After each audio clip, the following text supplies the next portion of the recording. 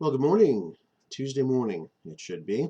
Hope you had a good rest last night and looking forward to a good day. We start this week, or we're looking this week. We started yesterday at right spirit. Proverbs 25 and verse 28. He that hath no rule over his own spirit is like a city that is broken down and without walls. And again, knowing the importance of walls around a city that they had in a time when it was the customary thing to do is to have a wall around the city. I want to look at this morning, as we saw just briefly yesterday about the spirit, and looking at temperance, or temperance of mind, and so on. So what's the enemy of our spirit? What can our spirit be affected? Yesterday I mentioned that no one can force us to do something wrong. No one can force us to have a spirit that is a poor spirit, or an attitude that is a bad attitude. People can endeavor to persuade us. They can try to coerce us, and so on. But we ultimately make that decision. Now, let's look at some things that can affect our spirit, or that we allow to have a spirit affected. First of all, our foes, our enemies. Dwelling on our criticism robs us of joy, ruins our day, and causes us to lose focus on who God is and what He wants us to do. So, and obviously, our foe, or an enemy, is someone who is against us, and that can certainly do so if we focus on that. Now, ultimately, the ultimate enemy is Satan. Ephesians chapter 6 tells us to put on the armor of God, because we fight not against flesh and blood, but against the wiles of the devil, right? So Peter tells us the devil's like a lion, roaring lion, seeking whom he may devour. John tells us he is a murderer and a father of lies. So we find he is our ultimate foe, but he works out, it's carried out in the physical realm, but he is our enemy. Number two is our friends.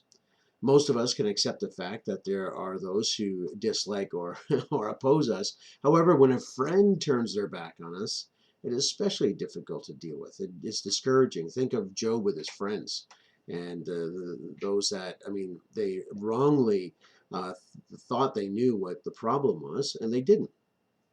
And so even his friends telling him, Job, you've sinned, you're a hypocrite, just turn back to God and everything will work out a-okay. We expect our enemies, but not our friends. Jesus had that when he preached one time. He taught, people left saying, this is too hard for us. And of course, the Lord asked the disciples, and Peter said, Lord, where do we go? You're the one who has the words of eternal life. So even when our friends can affect our spirit. Number three, our families. The hardest of all of the attack that comes is from within.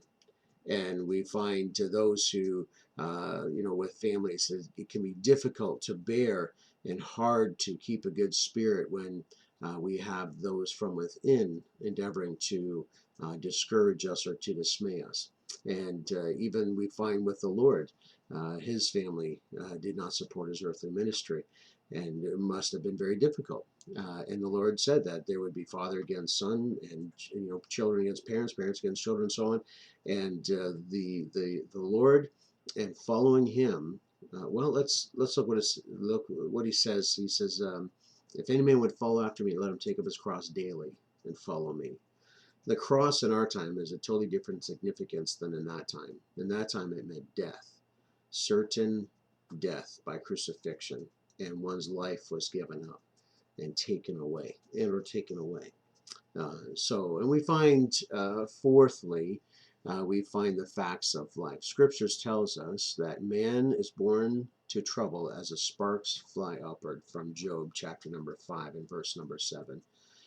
We can find just everyday life, flat tires, bad weather, financial problems, broken uh, furnaces, appliances, and so on. And it can just be sometimes discouraging, and can just deflate the spirit. But our spirit should not be on a good because everything's going well, but it should be dependent upon the Lord because of His goodness. We're going to look at some more things tomorrow. Thanks for joining. Have a great day.